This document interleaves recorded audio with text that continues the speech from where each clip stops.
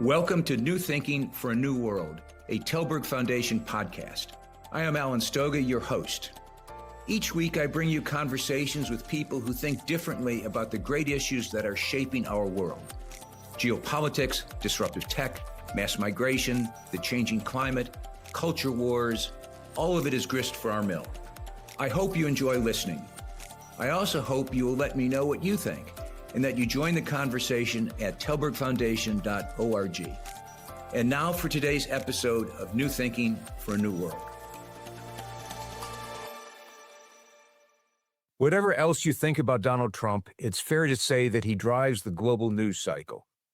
In the process, he spends an awful lot of time demonizing other leaders, other countries, but also plenty of Americans and American institutions. Whether there is purpose in all that noise is debatable, but it's not debatable that there are consequences. High on the president's enemies list is China, and there have been almost nonstop efforts by him and his administration to cut or at least dramatically reduce U.S. China ties and to force other countries to follow suit. It's an easy case to make that A, it can't be done, and B, it shouldn't be done, but that applies to many of Donald Trump's obsessions. So on this episode of New Thinking for a New World, I want to explore what all this looks like, not from an American perspective or even necessarily a Chinese perspective, but from an Asian perspective. To do that, I've invited Chandran Nair, who is the founder and CEO of the Global Institute for Tomorrow, a Pan-Asian think tank based in Hong Kong and Kuala Lumpur. He is also a successful Malaysian businessman, so he not only thinks about what should be, but also about what actually can be. Welcome, Chandran. Thank you. Thank you for the invitation. Privileged to be here. Chandran, I'd like to approach this from two directions. One, why you think Donald Trump and company are so obsessed with China.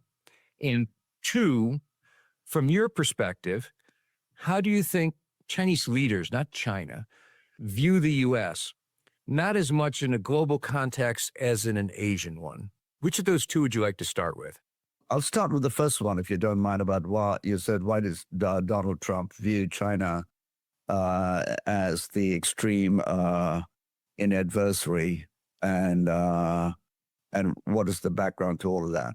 So I think this is a question that's quite often not answered. People often talk about what is happening, and they put it simply in the context of, the typical theses about geopolitical and big power rivalry. And we've heard all of those theses going back to the canon of Greek history and all of that. And I think that's okay, but that doesn't really get to the core, which is, in my view, and I've written about it, a lot more sensitive to address. And I don't think it's just Donald Trump. I've been living I lived all over the world, but the last 30 years I've been based out of Asia, out of the city of Hong Kong, and traveled extensively across Asia as well as China. So I've had a front row seat to the what I would call the miracle of China. But I've noticed, and I've noticed particularly the last 10 years, and I have friends who are editors of The Economist, the Financial Times, etc., and New York Times, and all of these international Western media outlets. And I noticed about 10 years ago, almost xenophobic approach towards China. China can't do anything right. And I remember writing a piece maybe 10 years ago. Here's a question for Western media. Can China do anything right? And so this thing started a long time ago. So yes, we focus on Donald Trump, but Biden was just as bad in terms of being anti-China, etc. You could argue Trump started it, but most U.S. governments, apart from when distracted by the wars in Iraq and Afghanistan, started to be very anti-China, and Europeans too, I dare say. I have many European friends, and I remember being in Brussels 3-4 years ago and saying, what on earth is wrong with you? Why are you so anti-China? And I said the most important thing the Europeans will have to do is decouple their foreign policy from the Americans, because it'll begin to harm them, as they're finding out today. So let me get to my answer, and then we can explore it. And I think it's because, for the first time in about 400-500 years, Western civilization, which is today you could say led by the United States in terms of its military and economic power, is being confronted by a non-Caucasian civilization, and it can't take this. This has actually been admitted and off the record by a couple of leading American politicians. So you ask me, what's the rest of the world look at? And look at this. And in the last couple of years, particularly with the strong anti-Chinese rhetoric, the world, particularly in Asia, looks at it as almost, my God, these guys are racist. They cannot comprehend a non-Western civilization looking them in the eye and saying, we're here. Are we able to compete? And I think Donald Trump, however you want to describe him, as a populist, etc., felt that he could tap into that, both to be in the news cycle every day, but to also, at the same time, be in America, the person who is going to make America great again. And as we know, there's a strong strain of supremacist attitudes within the American psyche, and he's playing into that. So I would argue that the driver for this is not just Donald Trump. It's steeped in the American psyche. We are number one. We're the hegemon. We're supremacists, and we will not tolerate the emergence of any other civilization that is non-Caucasian. And if they're Caucasian, they're smaller anyway. We can put them back in the box. But this is a true threat. And the last point I'll make is my Indian friends sometimes accuse me of being pro-China. And I say to them, as soon as you become successful and organized like the Chinese, they'll be on your case too. You wrote something in Counterpunch, and there was a rhetorical question. If China became a democracy, would the West still, I don't know if the word was hate it, but oppose it? Yes, oppose it still. Oppose it. And your answer? I think we still oppose it. I mean, I argue, in fact, the oversimplification of China as a dictatorship and all of that, this is just theater. This is ideological deceptions to demonize the other. I have argued that we have to question what do we mean by democracy. Is the United States a democracy today? There are many who would argue it's not a democracy, it's a plutocracy. And is democracy as defined in the West, the only way to govern complex, large societies in the 21st century? In my second book, The Sustainable State, where I essentially look at the existential threats and the convergence, I argue that the large nations of the world outside the West will have to relook how they pursue the creation of fairer, more equitable societies. And I argue that if push come to shove, and you asked me to look at China and India, the two largest nations in the world, I would say that China is more democratic than India. And to provoke my Indian friends and have that debate, I argue that if you're poor today, would you rather be Chinese or Indian? And so what is the system of governance that we seek to essentially promote meant to do? What is it meant to serve? And I would say the Chinese system has done more for its citizens, and therefore, in terms of liberating them from the drudgery of daily life, than the Indian system has. And in recent discussions I've had in India, I think many of the Indian business leaders, etc., privately agree with me. The politicians obviously find it very difficult. But that's partly also because the Indian political elite have been colonized for about 200 years. Even after independence, their mind capture is so strong. They still go to the Western schools. They learn the same old things. And I'm not saying the Chinese system is perfect, but the Chinese have independent thought, and they have retained their civilizational understanding much more profoundly. And then you could say that they have a political system that is committed more to the liberation of the individual from the drudgery of life. Where they go next is a discussion we can all have, but I would say the Chinese political system has delivered more freedom and rights than the Indian system has to the poor Indian. But you have to have lived in both and gone to both countries typically to the most rural areas, etc., to understand what that freedom actually looks like. And it's not the crass definitions that you see on, Western media. Well, but that's a comparison between China and India, and Yes. my question is about China and the United States, and Yes. to your point, perhaps more broadly, the West. Would you argue that China is more democratic than the West? I would not want to seek to make that comparison, but I would definitely say that the Chinese political system serves its population in ways that the current Western democratic systems cannot. And I think there's also a real danger. I'm sure some of our audience will wonder, how are you measuring that? How are you imagining it? Right.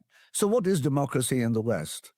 And I think one of the terrible presumptions, and people have got away in the West, is just use the word democracy and frighten everybody else. We are democratic, therefore we are superior to you.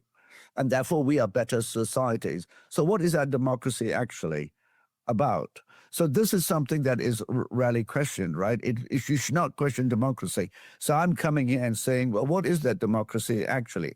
Well, it works for you to a certain extent, but we're now seeing it throughout Europe and in the United States, it doesn't work. Some of us would argue that the United States I would argue for the last 10 years at least, has been a failed state. Now, Americans don't like to hear it, but it has not been able to address its most internal issues. So that democracy in the United States works for it. And my view is we don't interfere with that. But the Western idea is somehow it must export its views to the rest of the world.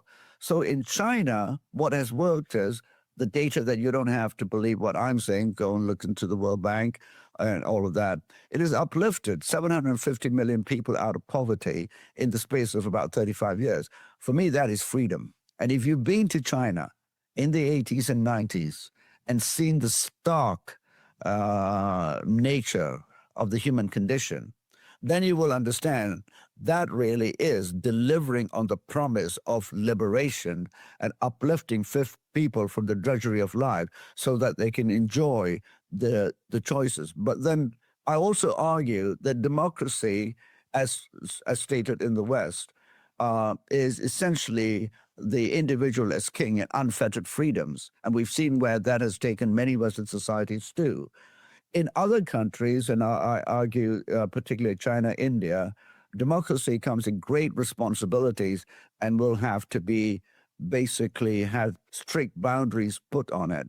My argument being that collective welfare takes precedence over individual rights. The individual is not king. Well, and although that's not where I'd like to go with this conversation, clearly there's an enormous historical and cultural background to that statement, both in terms of how the West evolved its concepts and how China, India, other parts of Asia evolved that concept. And indeed, you are certainly right that in the post-World War II period, where the institutions were essentially built by the U.S. and Europe, that embedded in those institutions are an historic and cultural understanding of how all this ought to work, which worked in the 40s, worked in the 50s perhaps, clearly needs to be rethought at present. But let's go back to, we're still on the U.S. side of it. So the argument, your argument is that the U.S., the West war generally is stuck almost Groundhog Day-like in we are the hegemon, we built this world, it's our world, and it's our rules, and hence anything that is not coherent with that view of the rules is somehow unacceptable. Yes. I think the Europeans have woken up to it. If Donald Trump has done the Europeans a favor, he has woken them up from their deep sleep. Somehow the Europeans, and this is also historical, the sort of allegiance of, if I can be so crude as to say, the white tribe of the world, that we are all together and the rest, as I think the former foreign minister of the EU said, Europe and the West is a garden, the rest of the world is a jungle, and my God, they're coming here. Well, I think the Europeans have woken up to, my God, we understand. But we thought, And deep inside the European psyche, and I understand it, is, my God, we were number one. We know more. And now these people are coming. But Uncle Sam is telling us we can still be number one. He's got the guns, he's got the military might, he's got the economic power to sanction all of this. Let's just stay with him. And so you have, the irony of me sitting in Southeast Asia, the Australians always side with the West. And we look at them and say, very interesting, these were guys. They want to trade with all of us, but when push comes to shove, they're with Uncle Sam. That's a deeper conversation. So I think the Europeans are beginning to understand. But the Americans somehow have not understood this. And it's, I think, partly isolation, but it's also history. The history of settler communities that have rooted in the view of we are number one. And of course, the American sense of exceptionalism, which is reinforced day in and day out by media, even liberal media. I mean, I stopped watching CNN and all of these people because no matter what, it's almost a code that you have to turn up there and say, we are number one. And very few nations actually do it so obscenely as the Americans do. And so it's become part of the psychology of an entire nation. You can oppose Donald Trump, but we're still number one. So it's no coincidence that the anti-China sentiment of the United States is bipartisan.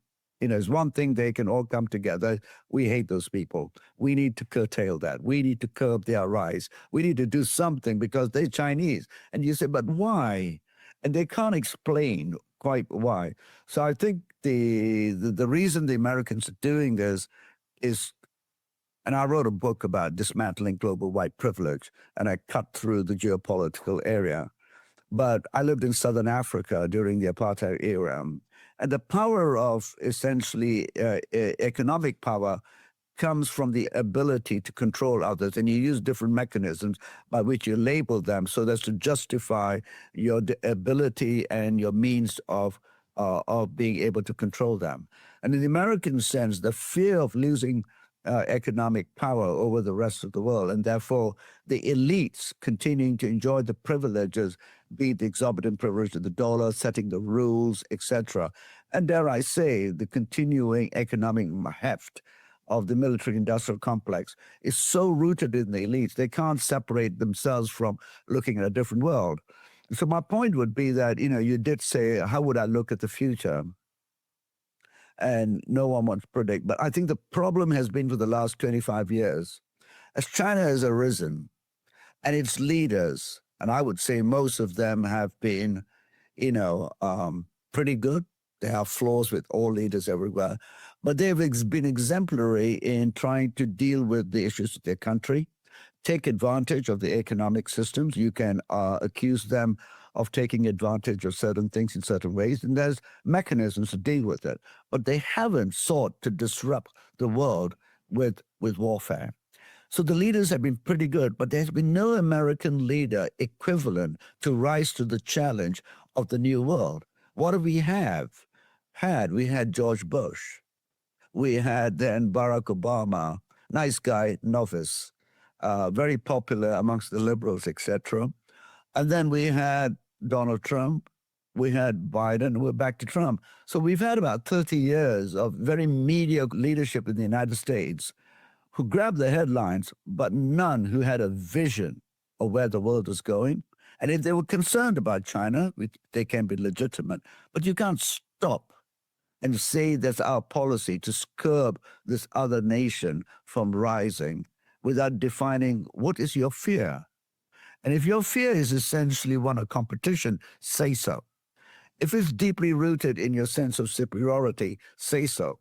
The rest of the world now, and Donald Trump has done, I feel, done everyone a favor. The rest of the world said, we're taking off our mask. We don't like other people. We have to be number one, and we are supremacists. And anybody who comes close to challenging us, we will put them down. Now, you may disagree with me, and some of the viewers may be, but I'm just telling you what most people in this part of the world and Africa think. They said, my God, these guys are taking off their mask and said, they're the same old colonialists, imperialists. And Donald Trump is just saying, I'm shameless. I don't care about that. China's point of view, but you're not speaking for China. Yeah, I'm not speaking for China, no. About China because you live in the neighborhood, you have studied China like me, you've traveled extensively to China.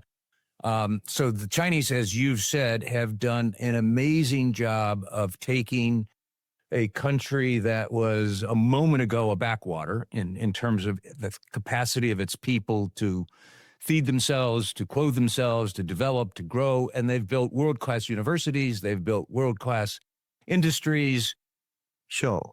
And we are where we are. Now, whether or not China's the largest, second largest, they're a very important country. They are clearly, as Xi Jinping said to Barack Obama when they had the summit in Sunnylands, he said, it is reported that you are the legacy power, we're the rising power. That doesn't mean, it shouldn't mean either that we are inevitably going to be in conflict.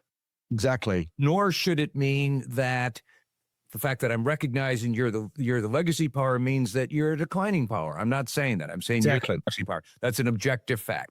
So we are where we are. What does China want, in your perspective? What kind of world do they want based on what we can see today?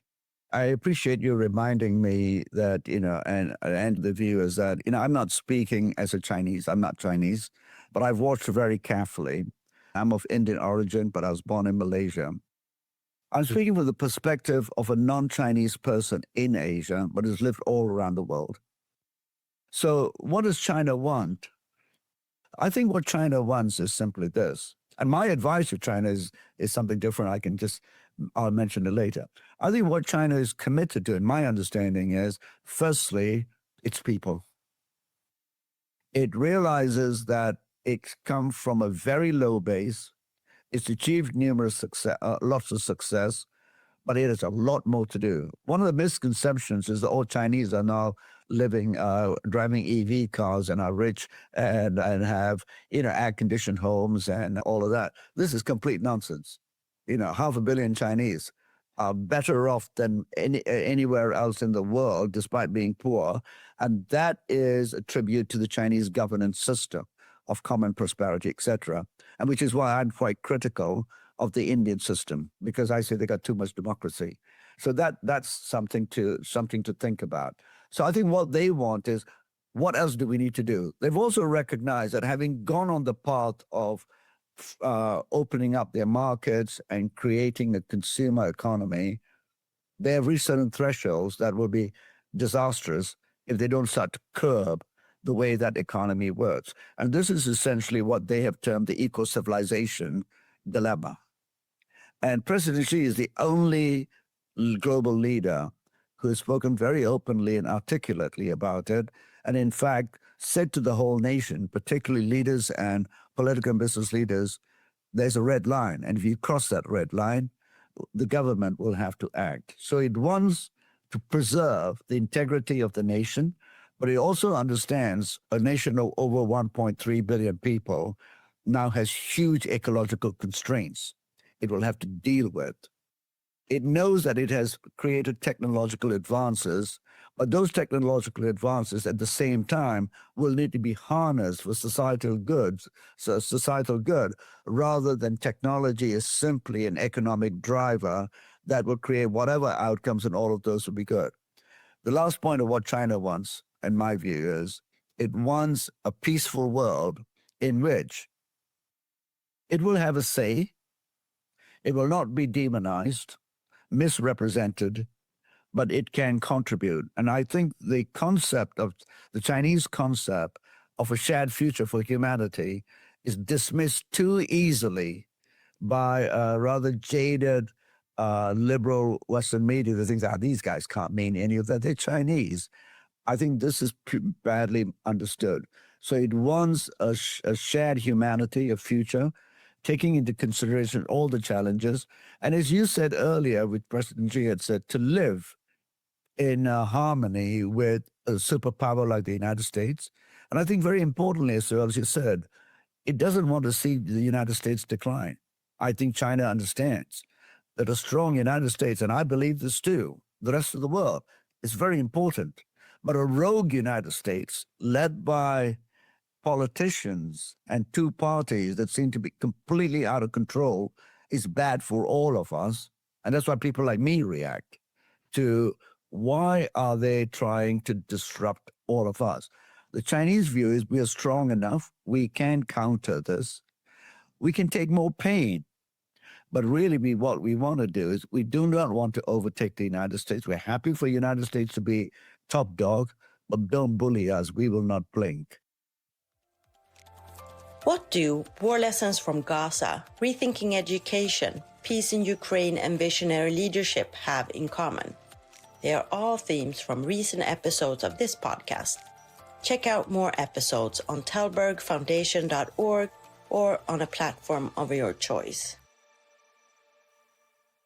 Chinese strategy and express strategy for some time has been the bumper sticker, Asia for Asians, the 9-dash line. The United States is not an Asian power, and it ought to be pushed back or pull itself back, depending the dynamic. So I'm a little skeptical that China is a benign power in the way you've described it, but I don't know. It's a question. I do know that China is now already has one of the world's largest navy, if not the largest, and it's dramatically expanding it. I do know that it's investing very heavily in offensive weapons, in missiles, in space, in air power. And I do know that the history of China has not been expansionary. We all know the history, but it clearly is building the capacity that could allow it to do so. Now, I think that's less of a concern if you're sitting in the West than it might be if you're sitting in Asia, and you're sitting in Asia. So how do you, is there some going on, which would be historical? Because again, China has never projected power beyond its borders. A very good point that you mentioned here. The Chinese buildup of military power, etc., as you know, is still a fraction of the United States. It's a fraction. And the data is out there. Anyone who wants to go and check. But if you were Chinese, but it's a fraction because it started more recently. The rate of change its rate is growing. Its rate is growing. Exactly. So let's keep facts here. It is a fraction because they started later, but they're moving much more aggressively than they ever had. But the United States is moving very aggressively too. So let's say you're Chinese. You say these guys are telling us we'll come to your area. We'll attack these. We will show our military presence, etc. And all options are on the table. If I was China, and I'm not saying the Chinese are just going to be passive. They've got pride too. Said, well, we have to stand up to these guys. But what I am very clear is there will be no war in Asia initiated by the Chinese. If there is to be warfare, it will be initiated by the United States. And I can tell you that most Asians believe that too. Now, when you come to the 9-dot line and all of those things, of course, I come from Southeast Asia. Of course, we're concerned about this. But you know what? We don't think these guys are going to take over our islands and do this. Yeah, they're taking over a bit of this and that, but we'll talk to them. So the other thing that I've written about this is Western diplomats have forgotten that they are meant to be diplomats. They're not meant to be, they're not to be salesmen for the defense industry. And they've forgotten all of this. We have very good diplomats in the region. And I have written about this, that one of the things that we need to recapture is we do not need to outsource diplomacy to Europeans and Americans who know nothing about the region, speak one language typically, and come here and tell us how to suck eggs, if I can be so crude. We need to capture that. We have very good diplomats. But my God, as soon as there's any tension, we need some American, some Norwegian, some Scandinavian to come here and tell us this dotted line, by the way, by this part of this island, which we can't pronounce, you guys need to do this. That's our problem. So to this issue about Asia for Asians, that's not a Chinese thing.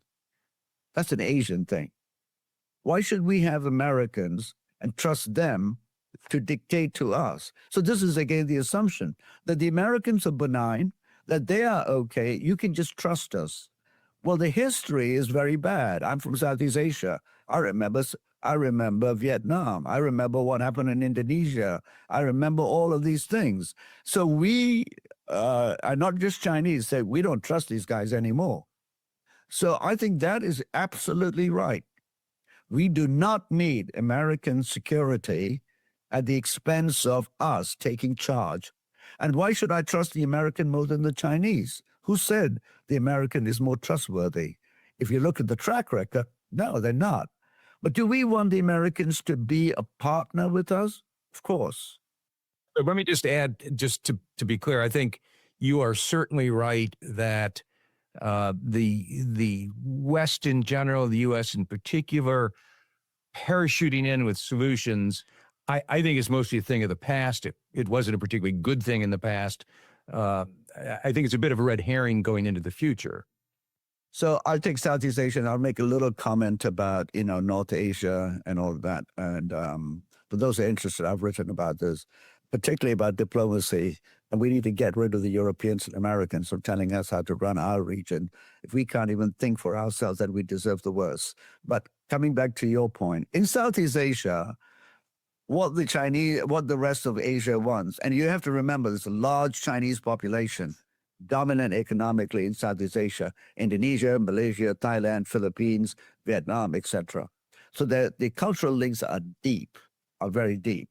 So what the countries want, and I can speak about just the recent ASEAN summit, as you probably know, and that was an ASEAN GCC China summit on Tuesday or Thursday in KL. All the GCC leaders turned up with China and ASEAN. So what ASEAN wants is, and ASEAN is about 700 million people, might peak at about 900, huge block, very poor, lots of natural resources, and I would dare I say peaceful for the last 50 years, but its biggest challenges are ahead of itself. What we want is China to be a friend as it has been for a long time. Friend, invest, bring its know-how technology, allow us to trade with it. I mean, China's ASEAN is, I think, China's largest or second largest trading partner now. So we want trade. And as far as all the maritime issues, etc., it's a cliche, but there is the ASEAN way. And many people in the West don't understand it. It's called the Asian way. We sit down, we talk, we don't call you names. We don't go on CNN and say, yeah, that guy is a dictator. That's the Western way. It's placed to our audience. We guys know what's right and wrong. There's a different way. It's behind the scenes. We talk and we settle things. And that's what's going to happen. So we want the tensions not to be, increased by rhetoric from the United States and Europe. We want to work with the Chinese. And we will the little work I'm doing with the Chinese foreign ministry is exactly that. They want to know, hey, what do people actually think? And I tell them unvarnished what I believe they need to be doing. For instance, I told them that they need to be very careful about their desire to do trade, desire to have access to resources, but not to become a colonial empire, and not taking things for free, but taking things cheaply and doing things unfairly. I've also talked to them about Chinese businesses. I mean, it's like this. If Rio Tinto goes to Irian Jaya and exploits the land and creates an environmental catastrophe, people say it's Rio Tinto. They don't say it's the Australian government. If a Chinese company is somewhere in Thailand or Cambodia and messes up, they say, it's those guys in commies in Beijing. And it's the President Xi who sent these guys to destroy Cambodia. So I've told the Chinese, and they're the only country that can do this, curb their companies acting in ways that are not good in the national interest as well as those countries. So what we want is China to trade fair and China not to impose its will on others because we are smaller, and for us to be able to negotiate with the Chinese. The ASEAN summit and all the negotiations with the Chinese, which the Western media never reports on, is doing it the ASEAN way, the Asian way. We talk, we don't call you names, we sit down and we do quiet diplomacy. And we don't need Norwegians or Scandinavians and Europeans at that table because we should be able to do it. And so I think that's what we want. Peace, stability, negotiations. We understand they are the big brother, and we're going to try to tell them, please respect us too. And that is happening on many levels too. So I think that's what we want. And last question, do you expect that that is the course events will take? That they indeed will recognize, and again, we're within the Asian context, that as relationships evolve and change over the next years, which they're changing very, very fast, that they'll evolve in that collaborative, cooperative way, even recognizing that one's very large and others are not. Absolutely. I mean, otherwise I'd give up doing the work I do. And even, and I hope I'm not sounding anti-Western. A non-Western view to all your viewers is not anti-Western. I'm a big fan of the West. I think it's shot itself in the foot. And I think, as particular Europeans, they need to see the world beyond the United States. They need to stop talking about the special relationship. I think the ASEAN region has enough power to be able to use its soft power to talk to the Chinese. But more importantly, the Chinese have no interest in total domination. And where the Chinese do behave in ways that we feel is no good, quite often it's a reaction to the threat being imposed on it from the West. So I think this is absolutely the way. And this is why I keep saying to the West, and here I'll repeat it, to the United States, play a constructive role. Stop being exceptionalists. Listen to us. We have better diplomats than you have. And listen to our diplomats. And don't always want to be at the front of the table and dominate. And this is an arrogance that, diplomats in the West don't understand. Partly it's our subservience. If you've been colonized for a long time, the moment someone from the West walks into the room, we just all, part ways and let the white guy walk in, to put some humor to this. And that's how it is. But that future that you just painted is absolutely what I think will happen. But external pressures, geopolitics led by the United States is the unknown factor. There will be no war in Asia, in my view. No war unless the United States instigates it. And, the recent thing with Pakistan and India, the United States took credit for apparently brokering the peace, but there was a lot of other diplomats at work from the region too. And if the United States can broker that sort of peace, well done. That's what we need. But there will be no war in this region unless a hot war is sparked by the belligerence of the United States. I think the Chinese will not do this. And the idea that China will invade Australia, it's laughable. It's laughable. But this is the military-industrial complex at play. And we in this part of the world, particularly in Southeast Asia, say, what are the Australians doing? They are arming themselves to the tilt and then talking about Chinese invasions, etc. Who cares about I will go Australia? back and point out that the Chinese are arming themselves beyond the tilt. They have the most aggressive armaments program in the world, perhaps for good reason. I'm not arguing the contrary. But you would do the same if your neighbor different said, point. Different point. If they're doing it. No, come on, be realistic. There is a superpower that there's a history of invasion, dropping bombs on other people, sanctioning everybody, and saying we are going to essentially prevent you from rising. We have to control you. What would you do if you've got a civilization, you're 5,000 years, you're being bullied, you're being intimidated, and you're being told we might come in, attack you guys. And by the way, you cannot do anything. Please, I would do the same. And then, as you said, I'm coming from a low base. It does look like I'm going all this way up. But this is the escalation. And I think we need to really stop this. But I don't think the Chinese are going to invade anybody. No, they've got enough problems of their own. If you've traveled in China, you will know that there's so much to be done there. And they've done a brilliant job of that. So, I hope I've not painted a picture that China has some problems, that China is just simply benign. But I think the exaggeration that China, and my question to people is, why are you afraid of China? And often when I speak to my liberal friends, they say, oh man, it's human rights and all of this. I said, After Gaza, no Westerners should talk to me about human rights, please. We know their hypocrisy. So the view that the Westerners, the Europeans, care about human rights of other people, I've always laughed at because I know the history of the West. So whilst the Western powers, the French, were talking about liberation and all of that, I mean, they're the worst colonizers in the world. I mean, so suddenly you care about human rights? We're not stupid. Human rights are just as important to us as in the West. And the idea that some of Westerners have a better understanding while essentially restricting us from our human rights for decades, even whilst you were democracies, is laughable. And many of our leaders are subservient, by the way. And that too is not properly understood. The Japanese are totally subservient. The Koreans are subservient. That is beginning to change. And what is being appreciated in this part of the world, and then I say Africa, but we're not talking about Africa, is that the Chinese have stood up. And not everyone is a friend of China, I agree, but the respect China is gaining is not fully appreciated in the Western world.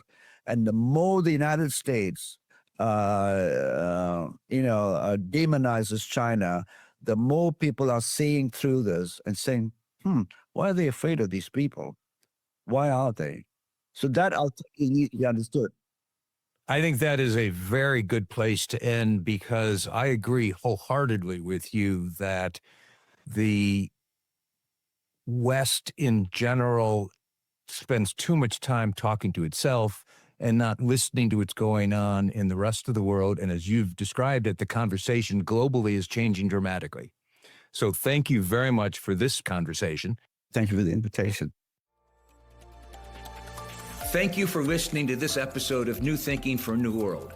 I'm Alan Stoga, podcast host, and I look forward to your joining our next conversation. Remember, tell us what you think at telbergfoundation.org.